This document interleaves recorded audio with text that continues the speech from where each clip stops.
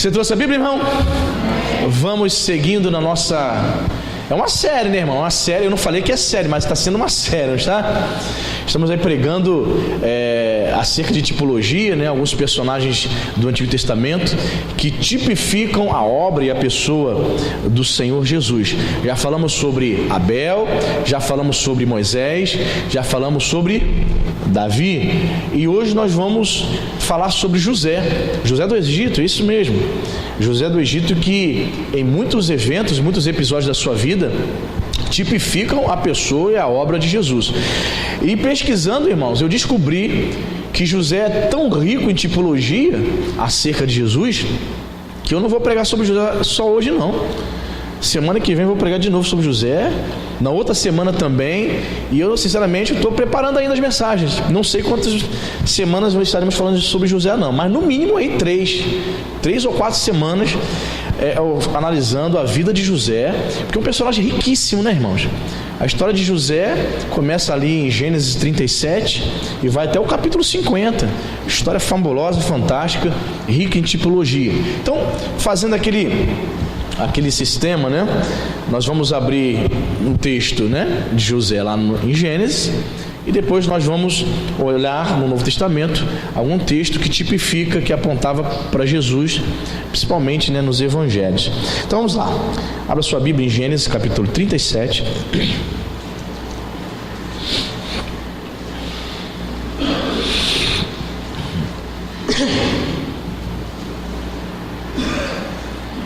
Aleluia. Gênesis 37, versículo 2. Amém? Diz a palavra de Deus: esta é a história de Jacó. Tendo José 17 anos, apacentava os rebanhos com os seus irmãos. Sendo ainda jovem, acompanhava os filhos de Bila e os filhos de Zilpa, mulheres de seu pai, e trazia más notícias deles a seu pai. Repita comigo: trazia más notícias deles a seu pai. Olha que entendimento interessante. José, ele apacentava o rebanho do seu pai juntamente com seus irmãos, e diz o texto aqui que ele trazia o que? Boas notícias? Não, trazia más notícias. Ele via os irmãos dele fazendo besteira, tendo um comportamento péssimo. O que ele fazia? Ele chegava em casa: papai, Rubem, Issacar estavam brigando, pai. Ele era o chamado X9, dedo duro, caguete. Ou seja, vemos José aqui revelando as obras más, as obras terríveis dos seus irmãos. Tipo de Jesus. Vamos agora para... Deixa marcado em Gênesis 37, deixa aí seu marcador. Agora vamos para João, capítulo 3.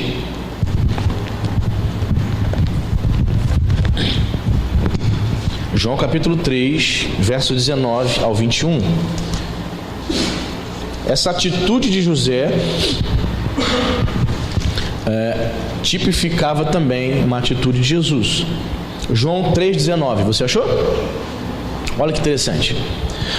Jesus falando: o julgamento é este, que a luz veio ao mundo, e os homens amaram mais as trevas do que a luz, porque as suas obras eram más. Pois todo aquele que pratica o mal aborrece a luz e não se achega para a luz, a fim de não serem arguidas as suas obras. Quem pratica a verdade aproxima-se da luz, a fim de que as suas obras sejam manifestas, porque feitas em Deus.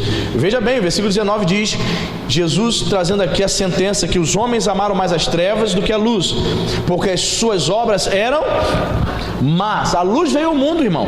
Que interessante, né?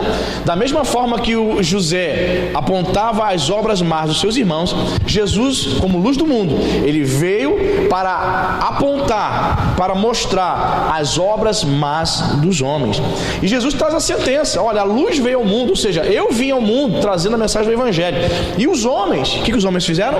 Amaram mais as trevas do que a luz, porque as suas obras eram más. Irmãos, os homens, porque você já encontrou com pessoas na rua, ou você conhece pessoas no trabalho, ou algum parente, que você não pode abrir um ai, falar nada de igreja, falar nada de Bíblia, nada de Jesus, que ela tem ódio, ela tem horror, não me fala de crente, não se aproxima de mim. Você conhece pessoas assim, que não pode nem ter conversa, conhece assim? Ou já conheceu pessoa assim? Pessoa que odeia, não pode tocar em assunto de Bíblia, não pode falar de Jesus, de crente, ela odeia tudo que está relacionado às coisas de Deus. Pois é, os homens amam as trevas. Você sabe por que os homens amam mais as trevas? Jesus traz a sentença: os homens amaram mais as trevas, porque Jesus e o Evangelho apontam os pecados deles, gente. Os homens odeiam a luz de Jesus porque o Evangelho, o Senhor Jesus, revela as suas obras, mas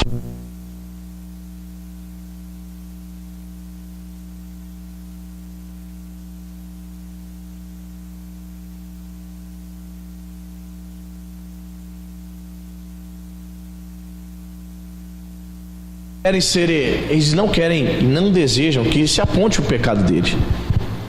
Quando o Evangelho está sendo pregado, o Evangelho está apontando o que ele faz de errado. Por isso tem pessoas que vêm à igreja, ela ouve a mensagem do Evangelho e a mensagem do Evangelho afronta ela. Por que afronta? Porque o Evangelho está revelando, a luz do Evangelho, a luz de Jesus está revelando os seus pecados, está revelando que as obras delas são más, e as pessoas odeiam. A atitude que ela pode ter, que ela deveria ter, é: o Evangelho foi exposto, ela ouvia aquela palavra, se arrepender, mas ela não se arrepende. Muitas não se arrependem, portanto elas vão odiar a luz, portanto elas vão odiar a palavra de Deus. E é interessante que diz o versículo 21, quem pratica a verdade aproxima-se da luz. O que significa isso, irmãos? Se aproximar da luz.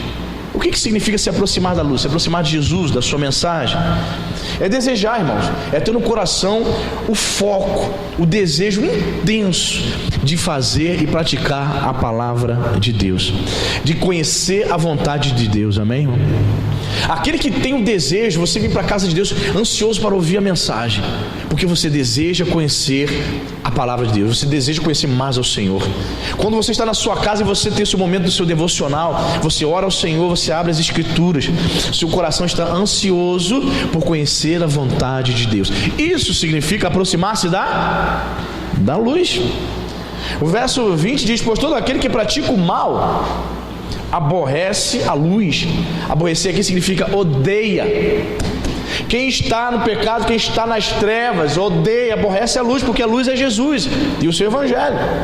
E diz: aborrece a luz e não se achega para a luz, a fim de não serem, repita comigo, arguidas as suas obras.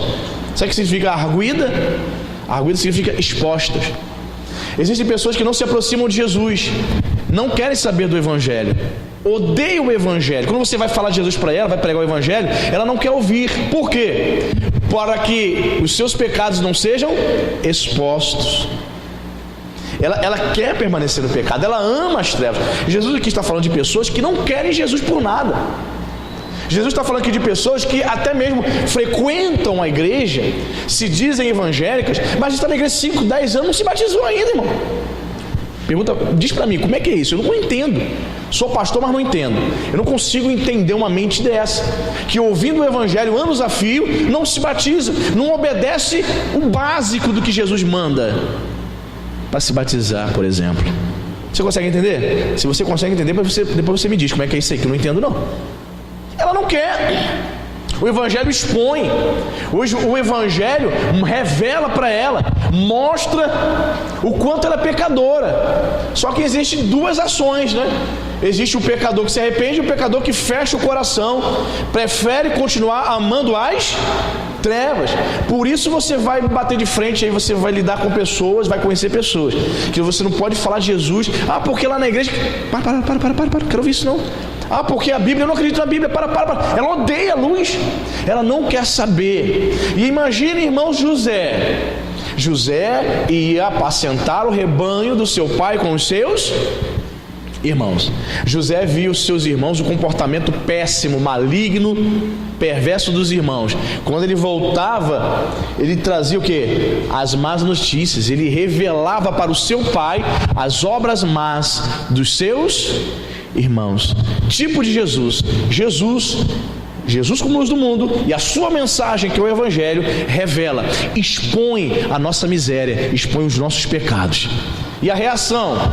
Qual é a reação? Ou você abre o coração, reconhece que é pecador e aceita essa luz, ou você cai no grupo daqueles que odeiam e aborrecem a luz. Quem está entendendo? Percebeu? Então temos aqui a primeira tipologia de José. Eu ia comentar também, mas eu achei tão maçante, porque a gente já comentou nas outras semanas que Davi, ele foi o quê? Pastor, não foi? Jesus também. Eu comentei, vimos que Abel foi pastor, não foi? Jesus também. Vimos aqui que José é o quê? Pastor. Eu falei, não vou comentar de novo, senão a gente vai ter que ir para João 10 de novo.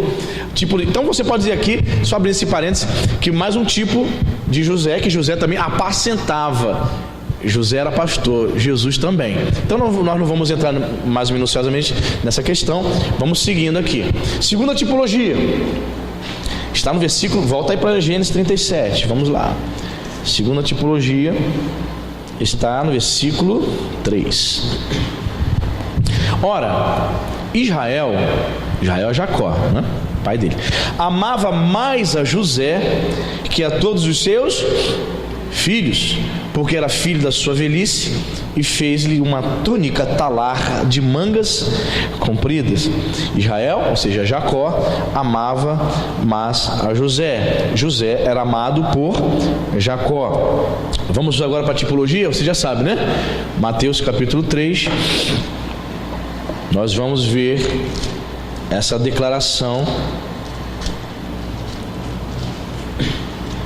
do Senhor Jesus acerca do Senhor Jesus, acerca do Pai. Mateus capítulo 3.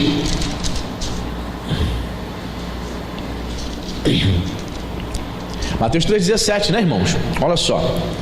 Momento do batismo de Jesus. 3,16, né? Para a gente entender melhor. Batizado Jesus, saiu logo da água, e eis que se lhe abriram os céus, e viu o Espírito de Deus descendo como pomba vindo sobre ele. E eis uma voz dos céus que dizia: este é o meu filho amado, em quem me comprazo. Segunda tipologia: Jacó amava José. José era filho amado de Jacó, que é o mesmo que Israel. Perfeito? Vemos aqui a tipologia apontando para Jesus.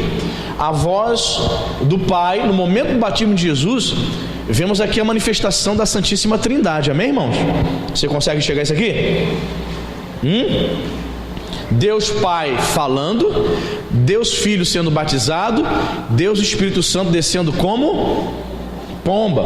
E vemos aqui nessa fala de Deus Pai dizendo: este é meu filho amado em quem me comprazo, este é meu filho amado em quem tenho prazer. Amém? Vemos aqui esse cumprimento, o Senhor Jesus como filho amado. Podemos estender também esse entendimento para nós como filhos? Somos filhos de Deus, amém? Não somos? Podemos estender para nós, porque essa palavra aqui, comprazo, este é meu filho amado em quem me compraz, essa palavra no grego é uma palavra chamada eudekiu, que significa estar contente com.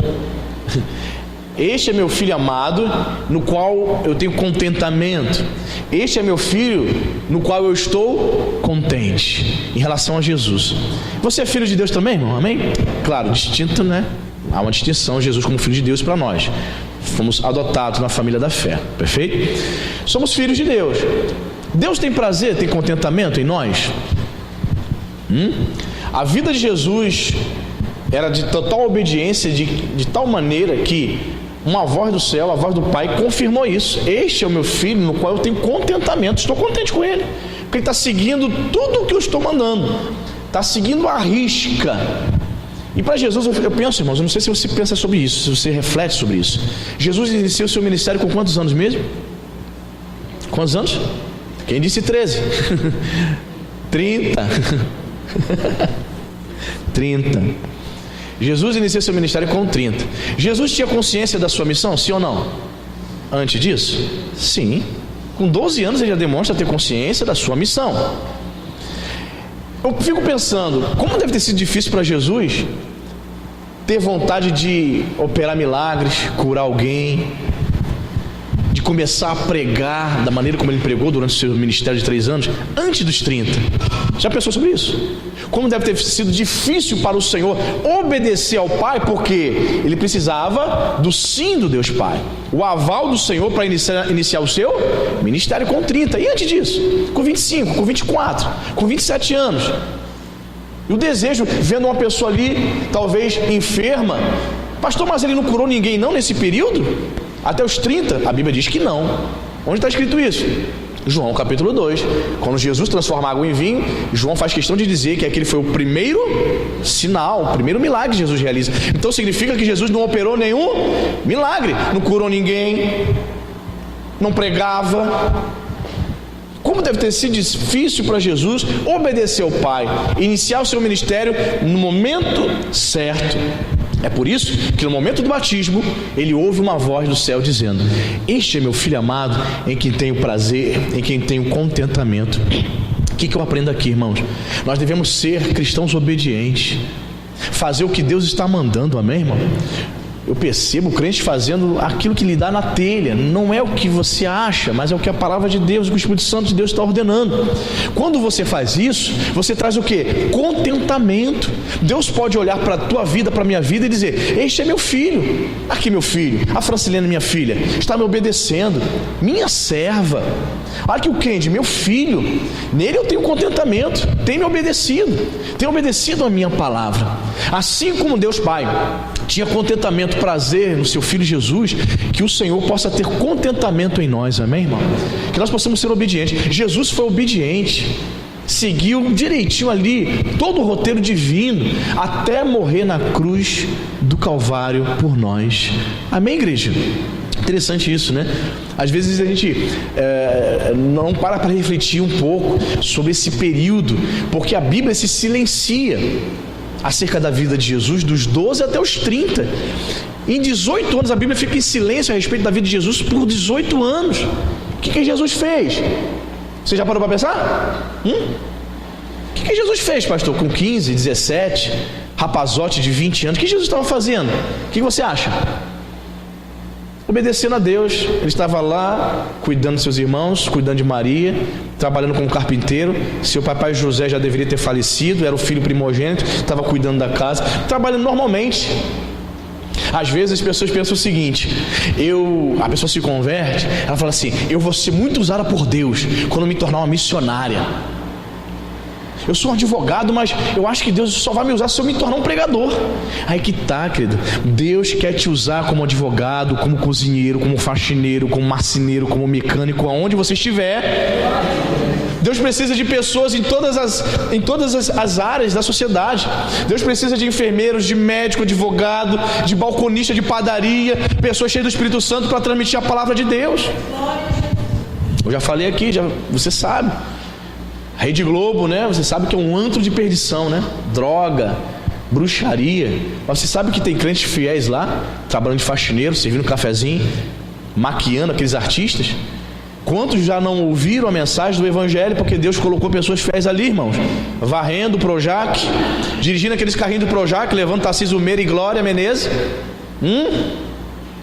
Pois é, Deus quer que você obedeça, e onde quer que você esteja, transmite a luz de Jesus, de maneira que Deus possa olhar para mim e para você e possa dizer: eu tenho contentamento nesse meu filho, nessa minha filha. Amém, queridos?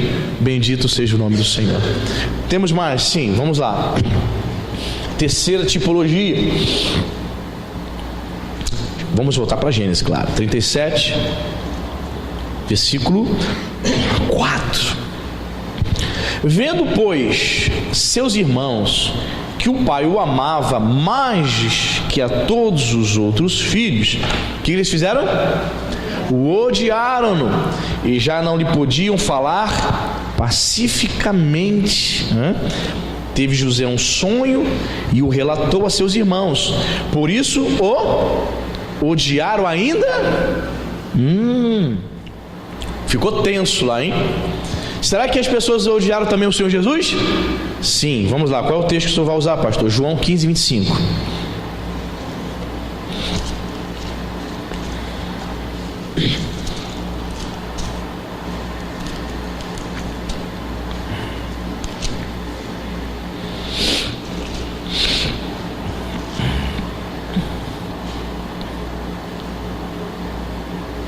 João 15, 25, vai dizer o seguinte, você achou, amém? Isto, porém, é para que se cumpra a palavra escrita na sua lei. Odiaram-me sem motivo, sem causa. Jesus aqui citando o Salmo, né? Salmo 69, versículo 4. E disse que essa palavra se cumpriu na vida dele também. Odiaram-me sem causa, sem motivo. Veja a pessoa de José, vamos lá. José era um bom menino, um bom rapaz, sim ou não? Jovenzinho, adolescente, quantos anos? 17. Ia para o campo apacentar o rebanho do seu pai com seus irmãos. Seus irmãos perversos, cheios de inveja dele, não gostava dele. Por que os irmãos de José odiavam José? Porque José dedurava seus irmãos, contava tudo de errado que eles faziam. Pai, Issacar fez isso e isso, Zebulon também. Olha, estão, meu Deus do céu. Ele trazia as más notícias, revelava os pecados dos seus irmãos. Seus irmãos começaram a ficar com ódio dele. Ei, não era uma briguinha simples, não. Não era uma briguinha simples de irmãos. Diz aqui que eles ficaram com ódio. Quando José, esse menino bacana, esse bom menino, inocentemente conta o sonho que ele teve, diz a Bíblia que eles odiaram ainda. Como é que é isso, irmão? Como é que é isso? Você odiar uma pessoa e a pessoa vai falando algumas coisas e você vai odiando ainda mais. É claro que isso iria resultar em assassinato. É claro que isso ia fazer com que eles tramassem a morte do irmão. Assim também se cumpriu na vida de Jesus. Jesus, o nosso doce Jesus, amoroso, humilde, Filho de Deus, que fazia o bem, curava enfermos, pregava a palavra, alimentou a multidão. Pois é, as pessoas odiaram também Jesus. Como é que pode, né? José era um bom menino, um menino educado, mas a graça de Deus estava sobre José. É óbvio que os irmãos de José viam ali a mão de Deus sobre eles. Por isso que eles odiaram a José, sem motivo. Odiaram também a Jesus, sem causa, diz o texto. Jesus, ele só fazia o bem, amém, irmãos? Jesus curava as pessoas. Naquela época a medicina não era como hoje, irmão. Como você acha que era a medicina naquela época? Uma pessoa ficava doente, como é que você acha que as pessoas eram tratadas? Como na roça, né? Dava erva, dava chá, pano quente, a pessoa cheia de dor de cabeça, o que fazia? Pegava um pano quente, botava na cabeça, vai ficar curado agora. Hoje você toma um Dorflex, não é isso, irmão? Tá com dor no estômago, o que tu faz? Vai nem no médico, já toma um omeprazol, bota um omeprazol pra dentro, não é isso? E a pessoa que não tinha úlcera naquela época? Devia obviamente ter um chazinho que eles faziam, uma coisa caseira, mas nada avançado, irmão. A medicina não era avançada. Aí as pessoas ficavam cegas por falta, digamos assim, de uma prevenção, por falta de higiene, não havia saneamento básico, as pessoas ficavam cegas, a pessoa chegava até Jesus cega, de bobeira ficavam cegas. Hoje as pessoas não ficam tão cegas assim dessa forma, mas antigamente sim. Aí vem Jesus, toca na pessoa, a pessoa começa a enxergar. Jesus curava, por isso ele é conhecido como médico dos médicos. Imagina isso, imagine o conceito de Jesus diante da multidão. Olha, tem um camarada que curou, o sujeito estava cego. Por isso a multidão ia atrás de Jesus. Jesus só fazia o bem. Mas está escrito, Jesus declara: odiaram-me sem causa, odiaram-me sem motivo. Irmãos, você já teve essa experiência de uma pessoa ficar com raiva contigo assim do nada? A pessoa fala assim: eu nunca fui com a tua cara. Aí você diz assim: mas eu não fiz nada. Sabe por quê? É só porque você tem o Espírito Santo, amém, irmão? Só porque você é crente. Tem pessoas que talvez você nem saiba lá no trabalho, mas ela não suporta você.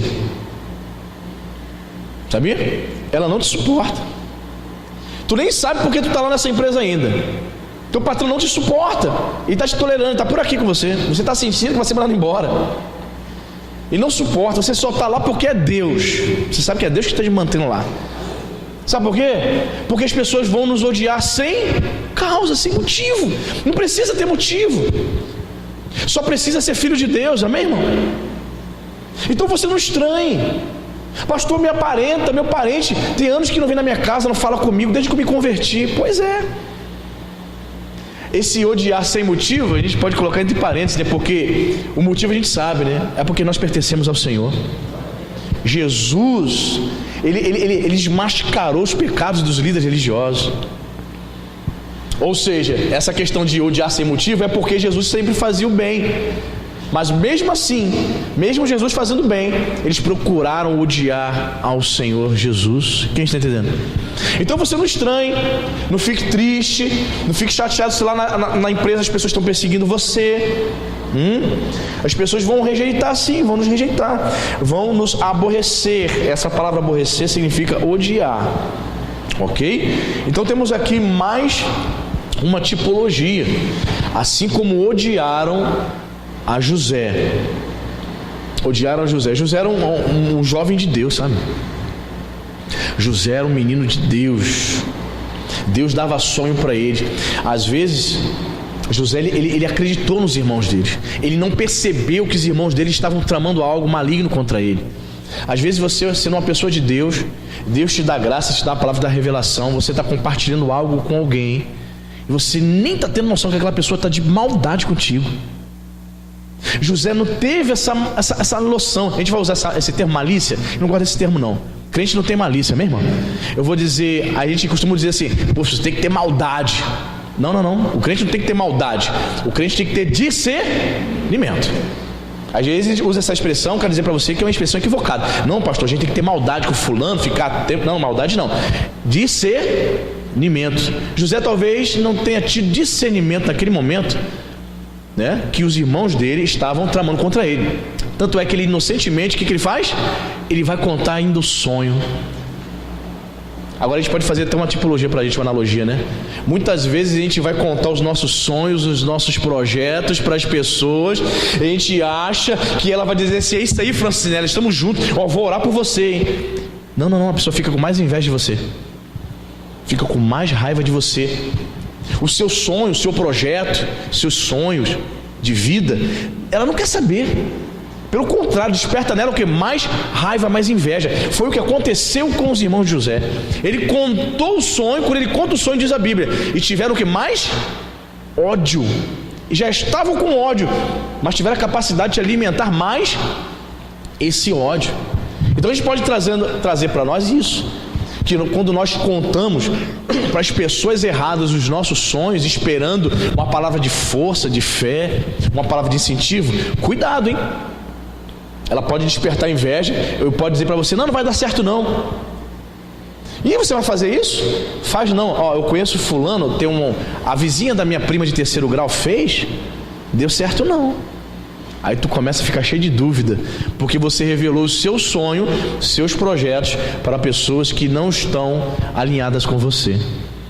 Os irmãos de José não estavam compactando ele, embora fosse da família, hein? Não era família dele? Não era irmão dele?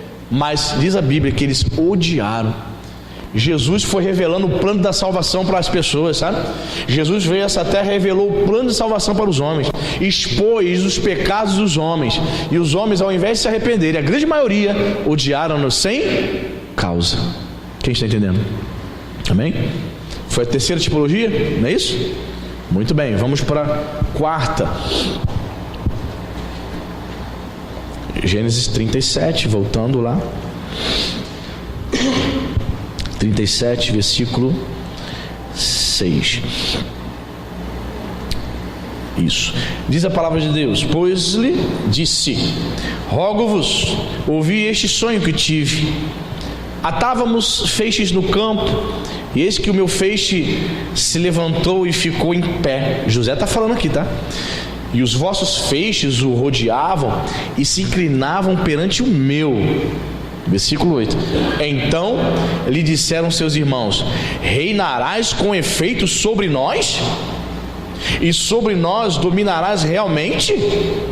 E com isso, tanto mais o odiavam, por causa dos seus sonhos e de suas palavras. Teve ainda outro sonho e o referiu a seus irmãos, dizendo: sonhei também que o sol, a lua e 11 estrelas se inclinavam perante mim. Irmãos, o sonho de José não precisou nem de interpretação, irmão. Estava tão claro ali que eles mesmos mataram a charada. O quê? Não, está dizendo, você sonhou feixe se inclinando perante você?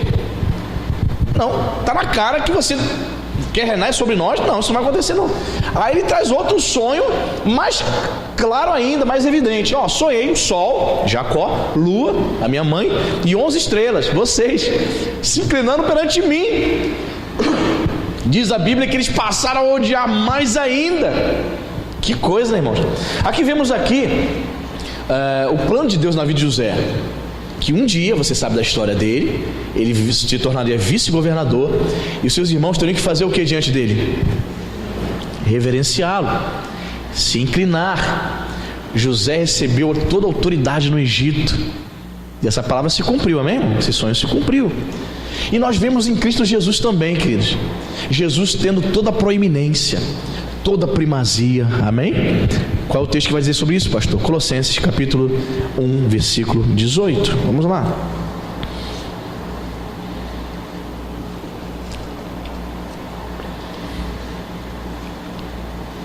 Colossenses 1. José sendo reverenciado, tendo a primazia. E vemos o Senhor Jesus. Colossenses 1, verso 18, diz o seguinte. Vamos ler na íntegra, irmão, versículo 13, né? Ele nos libertou do império das trevas e nos transportou para o reino do Filho do seu amor, no qual temos a redenção, a remissão dos pecados. Este, né, Jesus, é a imagem do Deus invisível, o primogênito de toda a criação, pois nele, em Jesus, foram criadas todas as coisas, nos céus, sobre a terra, as visíveis e as invisíveis, sejam tronos, soberanias, quer principados, quer potestades. Tudo foi criado por meio dele e para ele. Ele é antes de todas as coisas. Nele tudo subsiste. Ele é a cabeça do corpo da igreja. Ele é o princípio, o primogênito dentre os mortos, para em todas as coisas ter a primazia. Outras versões dizem proeminência. Amém? Que interessante, né, irmãos? Diz aqui a palavra de Deus, o apóstolo Paulo escrevendo para os Colossenses. Vamos colocar aqui o contexto para você entender. A igreja de Colossos estava sofrendo ataques dos gnósticos. Pastor, quem é esses camaradas? Os gnósticos eram um grupo de crentes que haviam mesclado o evangelho com o misticismo da época, com outras religiões. Eles misturavam o evangelho com religiões de mistérios naquela época, né? E eles tinham o entendimento de que os verdadeiros, os salvos de fato de verdade, seriam pessoas que receberiam uma revelação especial. Então eles estavam trazendo um outro evangelho. Vou te dar um exemplo. Eles ensinavam, por exemplo, que Jesus não seria Deus. Jesus não teria proeminência. Eles ensinavam que haviam vários seres celestiais chamados de aeons. Essa expressão não está na Bíblia, tá? São estudos neotestamentários. Existia na concepção dos gnósticos, havia o quê? Uma série de anjos, de seres celestiais, chamado aeons. E Jesus teria o mesmo poder desses aeons. Então, na teologia desses gnósticos, Jesus não tinha o quê? A primazia. Jesus seria mais um Deus dentre esses outros seres celestiais. E os estudiosos dizem que eram 33 aeons, e Jesus seria um desses.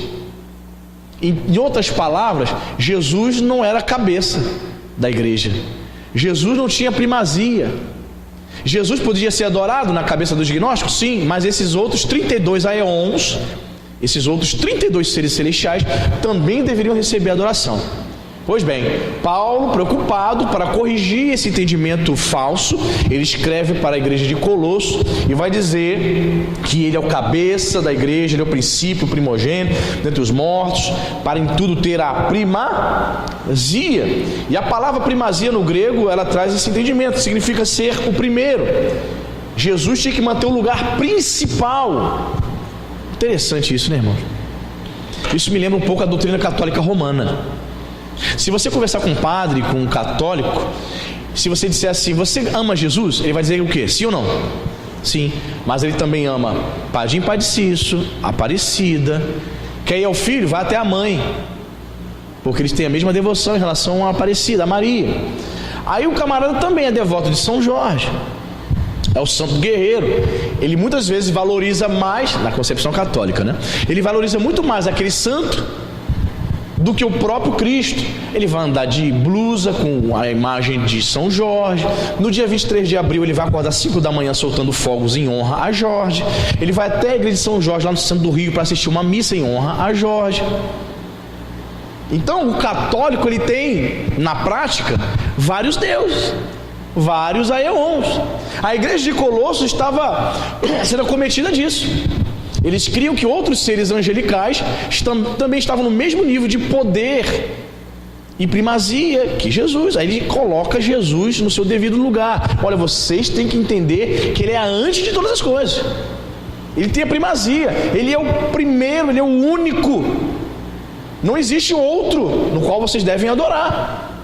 O que a gente aprende, irmãos? Qual a lição que a gente traz para nós? A lição é a seguinte: é que devemos dar ao Senhor Jesus o primeiro lugar na nossa vida. Amém, irmão? O católico não dá. Ele tem Maria, ele tem Jorge, São Sebastião, Cosme e Damião. E o evangélico? Tem dado de fato? Jesus é pregado nas igrejas evangélicas, mas será que ele está realmente tendo a primazia, o primeiro lugar em nossos pensamentos e no nosso coração? É para a gente refletir. Percebe? Hoje as pessoas não estão dando realmente, de fato, a primazia a Cristo. Elas têm outras coisas na cabeça, têm outras motivações, outros pensamentos. Jesus fica em terceiro, quarto lugar. O que me surpreende hoje, irmãos, nessa igreja do século 21, é que as motivações para a pessoa vir na igreja são as mais diversas. Tem gente que, se o pastor, por exemplo, tirar a cantina, ela não vem mais para a igreja, porque o que ela mais gosta é da comida da cantina. Estou falando aqui hipoteticamente, não significando que acontece aqui, mas tem gente que, né? A pessoa, tem pessoas que chegam na igreja, ela ouve a palavra pela primeira vez, ela visita na igreja, ela ouviu o pastor, ela fala, caramba, esse pastor é bíblico, hein? Que palavra, maravilha, uma igreja amorosa, que benção. Aí ela vai lá na Geração Vida, ela percebe que não tem berçário ainda naquela igreja, e ela tem um filho. Não dá para ficar nessa igreja. Tem palavra, tem louvor, tem oração, tem comunhão, mas não tem berço. Irmãos, na igreja primitiva tinha departamento, tinha berçário. A igreja primitiva tinha bateria, violão, ar-condicionado, irmão, microfone, irmão. Por que as pessoas dão tanto valor a isso hoje? Sabe por quê? Porque existe um mercado, e o mercado oferece. Não tem aqui, eu vou para a igreja da esquina. Lá tem ar-condicionado no berçário. Lá tem ventilador, lá tem uma caminha gostosa. A igreja lá não tem ventilador, tem ar-condicionado. Eu não vou ficar transpirando na hora da palavra com ventilador. Ela não quer saber se tem oração, se tem palavra, se a igreja é séria. Ela quer saber se tem conforto. Essa é a prioridade? Jesus é a primazia na vida dela? Acho que não. Não é mesmo, irmão. Porque ela está vendo outras questões. Ela está vendo a estrutura. Se a igreja é de granito, se tem um back vocal que canta bem. E a palavra, irmão? A palavra é a prioridade. O Jesus da palavra é a prioridade. Ele tem que ter a primazia. Você entende, querido? Eu ainda fico assim, mas é aquilo, né, irmão?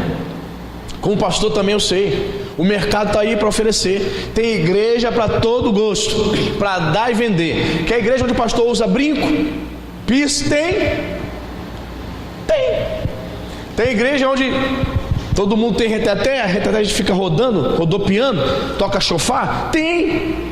Quer uma igreja judaizante, que enfoca só o judaísmo, que pratica as festas judaicas? Não parece igreja, parece mais uma sinagoga. Tu quer voltar às práticas da lei? Tem. Quer igreja que guarda o sábado, que diz que se você não guardar o sábado você não vai ser salvo? Tem, ali no centro. Tem igreja para dar e vender, para todos os gostos. A questão é: a quem você vai dar primazia? Quem está em primeiro lugar na sua vida? A estrutura, a doutrina que você mais gosta, que mais se adapta ao seu estilo de vida?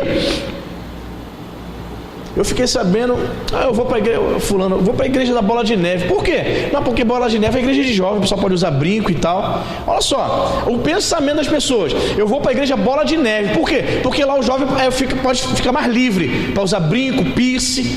Olha só o pensamento. Olha o pensamento das pessoas hoje. Eu vou para a igreja onde eu tenho mais liberdade. Para quê? Para pecar? Para viver como mundano? Se vestir como mundano? Deve ser, irmão. Então existe igreja para todos os gostos. Eu vou para uma igreja que se adapte ao meu estilo. Eu sou roqueiro, eu sou funkeiro e não quero mudar. Eu ando de cabelo cor de laranja, cor de roxo, lilás. A igreja eu não posso me adaptar à igreja. Eu não vou me adaptar a esta igreja. Eu vou ter que cortar o cabelo, vou ter que tirar o brinco, o piercing na língua. Eu vou ter que mudar, né? A pessoa não quer mudar. Sabe por que ela não quer mudar o exterior? Porque o interior não mudou. Porque quando o interior muda, ela não tem nenhum problema em tirar aquela papagaiada, cabelo arrepiado, cor de vermelho, pensa que é o pica-pau. Quando há mudança interior, ela muda o exterior, irmão. Ela vai tirar o piercing. Ela está vendo que aquilo não tem nada a ver com o cristianismo. Quer chamar atenção, coloca uma melancia, sai no meio da rua. Coloca uma melancia, ela vai chamar atenção. Aí a pessoa quer chamar atenção, ela vem com o cabelo todo arrupiado, parece uma calopsita, cabelo cor de vermelho, legal, chamou atenção, vamos aplaudir. Se fosse um pastor, a pessoa chegar com o cabelo todo vermelho aqui, irmãos, olha aquele irmão lá, vamos aplaudir ele. Aplauda, chamou atenção, ele conseguiu, ele chamou a atenção da igreja. Quem tem a primazia, prioridade é Jesus na igreja, amém, irmão? Não é pessoas que querem se amostrar, não, irmão. Tem gente querendo se amostrar. Vou para aquela igreja porque aquela igreja me deixa à vontade. Eu fico pensando na cabeça desse jovem. Não, aquela igreja me deixa mais à vontade. Mais à vontade para quê? Mais à vontade para quê? O que você quer fazer? Além de orar e ouvir a palavra de Deus, o que mais você quer fazer? O que mais o jovem tem que fazer? Porque a igreja não proíbe ninguém de jogar bola, de ir à praia, de ter um lazer saudável. Nenhuma igreja proíbe isso. Agora, as pessoas querem fazer coisas iguais aos mundanos, aí de fato, aí vai ter complicação. Então percebe, irmãos? Na igreja de Colosso, as pessoas estavam trocando Jesus por outros seres angelicais, os aions. Por isso Paulo teve que escrever com urgência para essa igreja aqui, para explicar para eles que Jesus é que tinha primazia. Ele era o cabeça. Perfeito? O cabeça da igreja. Por isso ele deveria receber toda a glória. Ele é, antes de tudo, a imagem de Deus. Ou seja, é uma estrutura teológica aqui grandiosa, profunda. Se fôssemos estudar cada ponto aqui, a gente ia ter outra mensagem.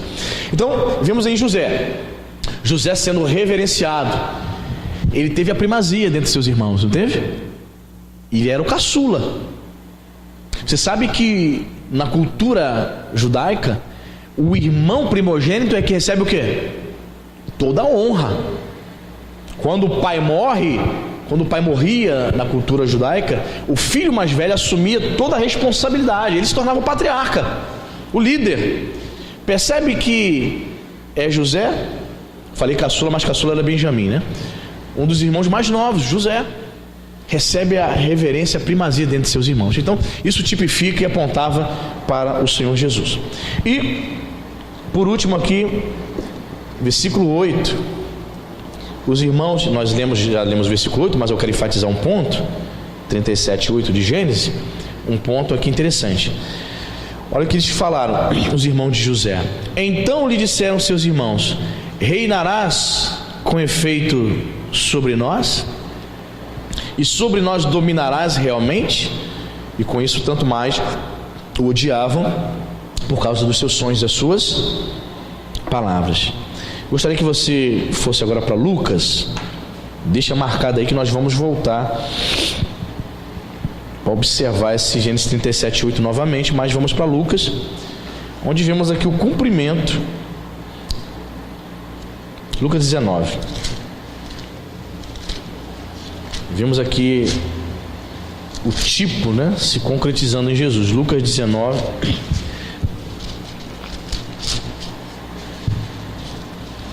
Os irmãos de José disseram para ele: você está dizendo que você vai reinar sobre nós? É isso mesmo? Veja o que a parábola que Jesus conta em Lucas 19, versículo 11 ao 14. Ouvindo eles estas coisas, Jesus propôs uma parábola. Visto estar perto de Jerusalém, lhes parecia que o reino de Deus havia de manifestar-se imediatamente. Então disse: certo homem nobre partiu para uma terra distante com o fim de tomar posse de um reino e voltar. Chamou 10 servos seus, confiou-lhes 10 minas e disse-lhes: negociai até que eu volte. Olha o versículo 14. Mas os seus concidadãos odiavam e enviaram após ele uma embaixada dizendo: não queremos que este reine sobre nós. Jesus contando uma parábola aqui, obviamente referindo-se a si mesmo, ok? E nessa parábola as pessoas odiavam a ele e disseram o que para ele? Não queremos que reine sobre nós. Os irmãos de José estavam querendo que José reinasse sobre ele, irmão? Não, né? Então voltemos agora para Gênesis 37. Eu quero fazer alguns apontamentos. Olha só que interessante. 37:8. Então lhe disseram seus irmãos: reinarás com efeito sobre nós? Você sabe que Jesus um dia vai reinar, amém, irmão? Mas ele já reina hoje nos corações daqueles que aceitaram ele como Salvador, sim ou não? Muito bem. E a grande dificuldade das pessoas, muitos se dizem evangélicos, é porque elas frequentam as igrejas, mas elas não permitiram ainda que Jesus governe, reine as suas vidas. Eu acho interessante essa palavra aqui: você vai reinar sobre nós e sobre nós dominarás. Diz a Bíblia que Jesus tem todo o domínio e todo o poder, amém, irmão? E Ele deseja, Ele quer dominar a nossa vida. Ele quer nos guiar a toda a verdade. Não é em vão que o apóstolo Paulo se identifica: eu, apóstolo Paulo, escravo de Jesus Cristo. Um escravo é totalmente dominado pelo seu Senhor. Dominará sobre nós. Aquele que governa, domina. Se Jesus estiver governando a tua vida, se Ele reinar sobre a tua vida, Ele vai te guiar, Ele vai dominar toda a tua vida. Mas existem pessoas que não querem isso. Ela sabe que se Jesus for o rei da vida dela, de fato e verdade, como deveria ser, o Senhor Jesus vai dominar a vida dela. Ela terá que ser escrava de Jesus Cristo. E escravo não tem vontade. Escravo só obedece. Escravo, veja bem, irmão, olha só que interessante. O escravo, não tinha essa do escravo estar cansado, já é 10 horas da noite, acabou o expediente. 10, 11 horas da noite, o senhor, vamos colocar aqui a escravatura aqui do Brasil, que era de negros, né? Numa casa de engenho, uma casa de senhores, Nordeste, plantadores de cana-de-açúcar, não é isso? Pernambuco, aqui no Rio também, né? Campos, tinha muitas fazendas, aqui em Araruama tinha fazendas, né? Com escravos, existem até descendentes. Não existia esse negócio tipo assim, 10 horas da noite, o escravo, estou com sono, vou dormir.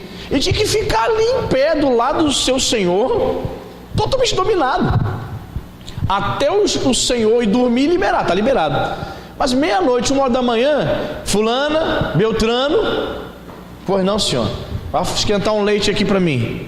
Escravo, não tinha essa, eu estava dormindo, me chamou agora. Escravo, não tinha domínio. Então quando Cristo, de fato de verdade, reina sobre uma vida, Ele também precisa dominar tudo. Ele precisa dominar a tua mente, as tuas motivações, os teus pensamentos. Ele precisa dominar as tuas ações. O que você vai fazer? O que você quer ser? Ele precisa dominar. O que eu quero ser? Pastor, o que eu quero ser? Profissionalmente, como pessoa. O que você quer ser? Aí você vai dizer, pastor, eu quero ser alguém na vida. Todo mundo fala isso, né? O que você quer ser? Até o que você quer ser, até aquilo que você deseja ser para as pessoas, para a sua família, para a sua esposa, para os seus filhos.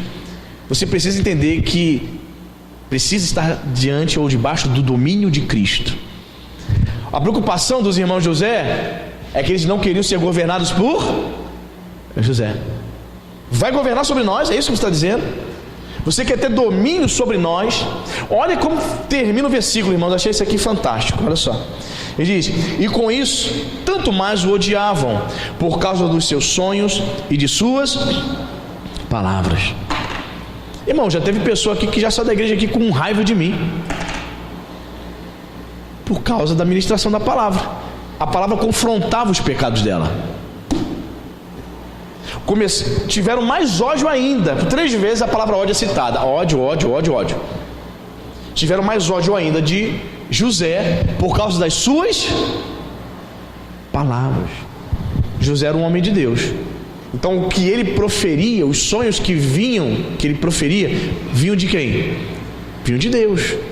Então quando ele transmitia a palavra de Deus para os irmãos deles, ao invés deles acatarem, eles odiavam mais a José, por causa das suas palavras. Odiaram ao Senhor Jesus também por causa das suas palavras. O governo de Jesus também foi rejeitado. Não queremos que reine sobre nós. Lemos lá na parábola de Lucas 19, não foi isso? Então, o fato dos irmãos de José rejeitarem o governo de José sobre as suas vidas, tipificava para quem? Para Jesus. Aonde está bem claro que Israel, principalmente a liderança judaica, recusa o governo do Senhor Jesus sobre as suas vidas. Não queremos que governe sobre nós. E hoje, irmão, você tem essa coragem, essa ousadia de orar dizendo, Jesus, governe sobre a minha vida, tenha domínio sobre mim. Irmãos, aconteceu uma coisa interessante essa semana. Eu penso que foi resposta de oração. Fui na quinta-feira, né, Cintia, que ficamos aqui depois da hora, não foi? Foi na quinta-feira. Os irmãos foram, a igreja foi embora. Aí eu pedi pro Paulo trocar o reator aqui. Então ficamos aqui até 10 horas da noite, Paulo trocando o reator. Já tínhamos fechado a porta lá, o cadeado. Aí era mais ou menos às 9h25, mais ou menos, eu acho, 9h30. Aí a Cintia falou assim, Anderson, tem uma moça ali na porta chorando. Está com 2 crianças e está chorando. Ela está pedindo ajuda, ela quer falar com o pastor. Aí, irmão, você tem que ficar, ligado, né? Ficar ligado, porque às vezes acontece isso. De alguém chegar ali, quero falar com o pastor. Aí vem uma mulher, certo? Aí entra uma mulher, daqui a pouco vem o camarada e vem te rende e quer assaltar a igreja. Tem que ficar atento a isso. Mas eu fui, olhei, falei assim, abre o cadeado, tem homens com ela? Não, deixa ela entrar com as crianças. Uma menina nova. Ela foi e entrou. Mas antes disso, antes do culto começar, lá no gabinete eu fiz uma oração. Eu falei, Senhor, em nome de Jesus, Senhor, eu quero ser usado por Ti, Senhor. Não somente para pregar a palavra agora para os meus irmãos, para edificar a vida deles, mas eu quero ver pessoas sendo livres, pessoas sendo libertas. Amém? Aí ela foi e entrou. Aí comecei a conversar com ela só chorava, né? Chorando, a menina nova, 2 filhos, toda machucada, a aparência dela assim, bem mal, péssima. Aí comecei a conversar com ela com vários problemas, muitos, todos os tipos de problemas ruins que você possa imaginar na vida dela. A mãe espírita, mora com a mãe, imagina, ela com 19 anos e com 15 anos se desviou do evangelho, não tem sem forças para voltar para o caminho do Senhor, e nessa que se desviou, né, se perdeu aí no mundo, com 19 anos, 2 filhos pequenos, tá? Aí falei, nós vamos fazer uma oração, mas eu quero dizer para você o seguinte, falei para ela, você conhece a palavra, conhece? Você já se batizou já nas águas? Já? Ela, já. Pois é. Eu vou orar por você aqui. Mas depende muito mais de você. Você tem que querer. Falei para ela, você tem que querer Jesus. Muitas pessoas, eu já orei aqui, já visitaram essa igreja, ouviram a mensagem, disseram que iriam voltar e sumiram, nunca mais voltaram. Que você não seja mais uma que recebeu uma oração cheia de problemática, sabe que só Jesus na tua vida, e você recebe a oração e vai embora, nunca mais volte. Que você volte. E ela só chorava. Aí fui fazer oração por ela. Aprenda uma coisa, irmãos, é claro que essa menina estava cheia de demônio. Eu me posicionei esperando ela manifestar com demônio. Cheio de demônio, tá? Tu via claramente isso. Existem dois tipos de libertação na vida da pessoa. Existem as pessoas que manifestam, caem no chão, vai rolar com demônio. E existem pessoas que elas só choram. Não necessariamente, ela está com demônio. Deus está trabalhando ali. Ela, na hora da oração, ela só vai chorar, copiosamente soluçar. Foi o caso dela. Oramos, fizemos uma oração ali, realmente, em nome de Jesus, o demônio está na vida dela, a família está lá na casa dela, na mãe dela que é macumbeira, em nome de Jesus. Então mandamos embora, todo o mal sai. Ela só chorava, não manifestou, mas estava na cara. Quem ficou aqui viu a oração, quem esteve aqui até o fim viu que ela é bastante oprimida pelo diabo, infelizmente. Ela falou, estou querendo me matar, depressiva, olhando para a pista. Ela mora aqui em frente, falou, olhando para a pista, querendo se jogar debaixo do caminhão aí. Eu falei, você sabe muito bem quem está falando isso, de quem vem essa voz, né? Você falou para ela, você sabe muito bem quem está falando isso no seu coração, é o diabo. Mas você precisa querer Jesus. Eu vou fazer oração aqui e você precisa crer que o mal foi embora, mas é necessário você assumir um compromisso com Jesus. É deixar Jesus governar a tua vida, né? Como a gente está falando aqui. Aí ela chorava, fiz oração e tal. Irmãos, quando a oração terminou, gente, como é que é impressionante, né? Ela respirou fundo, ela já começou a sorrir. Aí a Letícia, algumas meninas pegaram o filhinho dela. Ela foi lá na Geração Vida. A afeição dela mudou, as crianças dela chegaram oprimidas, já estavam sorrindo. Eu falei, Jesus Cristo, uma oração. Imagina se ela entregar a vida de fato ao Senhor. Eu falei, muito bem, tu faz essa oração aqui com você pediu ajuda, oração, atendimento, fizemos. Estamos daqui 10 horas da noite. Mas que você possa deixar Jesus governar a tua vida. Eu quero te ver domingo aqui à noite. Sua mãe, seu marido problemático, pode até te impedir. Menina nova, 19 anos, pode tentar te impedir. Saiba que Satanás vai se levantar. Falei para ela, fui bem claro para ela, você sabe disso, né? Que o diabo vai se levantar para você não vir domingo de noite, sabe disso, né? Ela, sei. Pois é, vai usar tua mãe, vai usar teu marido, mas olha para Jesus, se apegue, deixa ele governar a tua vida. Aí eu me lembrei, foi Deus que enviou essa jovem, né? Às vezes tem isso, né, irmão? O culto acabou, a gente já não está esperando mais nada, só estamos esperando ir para casa, né? Aí Deus envia essas pessoas para que a gente possa ministrar sobre elas, orar sobre elas e dizer que Jesus quer governar a vida dela. Amém, irmão? Que Deus possa abençoar a tua vida e que Ele possa governar, reinar sobre a tua vida, que Ele possa ser rei sobre você. Amém? Amém. Pai amado, muito obrigado, Jesus. Pai, obrigado porque a tua palavra nos mostra tantas coisas preciosas, Senhor. Nos revela, Senhor, quão precioso és tu, quão bondoso, Pai, é o teu amor. Obrigado porque o Senhor nos revela, Senhor, que o Senhor nos ama, que o Senhor tem contentamento, tem alegria, meu Pai, na vida dos filhos que te obedecem. Meu Deus, obrigado porque o Senhor nos ensina que muitos podem nos odiar, sentir inveja de nós, sem causa, assim como foi com José, assim como foi com o Senhor, e aborreceram e odiaram sem motivo algum. Meu Deus, em nome de Jesus, se isso acontecer, nós queremos estar preparados. Se existem irmãos aqui, Senhor, que talvez estejam sofrendo isso, perseguição, sem motivo, estejam sofrendo, Senhor, inveja, pessoas com inveja dela. Pai, em nome de Jesus, conceda graça e sabedoria para que possamos lidar com essas coisas, Senhor. Em nome de Jesus Cristo. Senhor, muitos rejeitaram, meu Pai, o teu governo. Os irmãos de José rejeitaram que José reinasse sobre eles. Eles acharam aquilo, Senhor, um absurdo. Os irmãos de José, Senhor, acharam aquilo o fim do mundo. Não, José era um jovem mais novo do que a gente, não pode governar sobre nós. Aonde isso vai acontecer?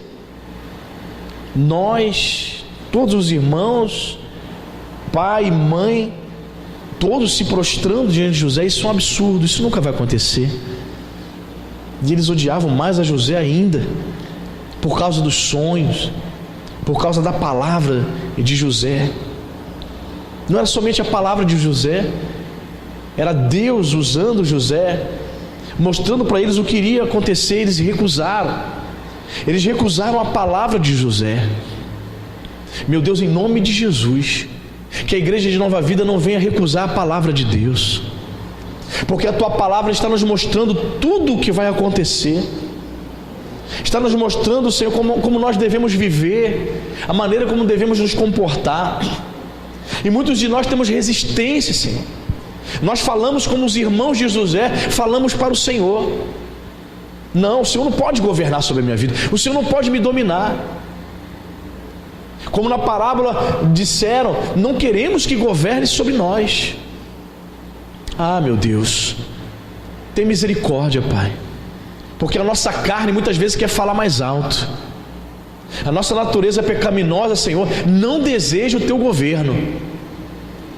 Mas nós, em nome de Jesus, nos humilhamos nesta manhã, reconhecemos que nada somos apenas pecadores, apenas teus servos, meu Pai, que necessitam, Senhor, que o Senhor governe sobre nós, que necessita que o Senhor domine sobre nós. Reina, Senhor, em nossos corações, que o nosso coração, Senhor, possa haver um trono no qual somente o Senhor possa se assentar, Pai, em nome de Jesus. Sim, Espírito Santo, que nós possamos nesta manhã voltar para os nossos lares, refletindo, Senhor, sobre tudo que foi falado aqui, refletindo, Senhor, acerca do teu governo, refletindo, meu Pai, da necessidade de aceitar o Senhor como nosso soberano, como nosso Rei. Sim, Pai, o Senhor é Salvador somente daqueles que estão dispostos a te obedecer. O Senhor só pode salvar aqueles, meu Pai, que abrem o coração para ti. Aqueles que resistem, o Senhor não pode salvar, porque não desejam eles entrar em aliança contigo. Mas nós temos uma aliança com o Senhor e renovamos ela, Pai, a cada dia. Renovamos essa aliança com o Senhor, aliança feita com sangue. Bendito seja o teu nome. Sim, Deus, reina sobre nós, governa sobre nós, governa os nossos pensamentos, Pai. Governe, Senhor, as nossas motivações, as nossas ações, o nosso falar, em nome de Jesus. Reine sobre nossas vidas. Somos súditos do teu reino, Deus. Bendito seja o teu nome. Espírito Santo, continue a falar conosco. Sim, Senhor, este culto termina, Senhor, mas eu creio que o teu Espírito continuará, Senhor, falando conosco. Eu creio, Pai, que o teu Espírito continuará falando aquilo, Pai, que eu não consegui falar, aquilo que eu deixei de falar, aquilo, Senhor, que as palavras humanas não puderam expressar, que o teu Espírito, Pai, possa expressar no coração do meu irmão. Nos abençoe, Pai, de maneira rica e abundante, em nome de Jesus. Amém e graças a Deus. Amém, queridos?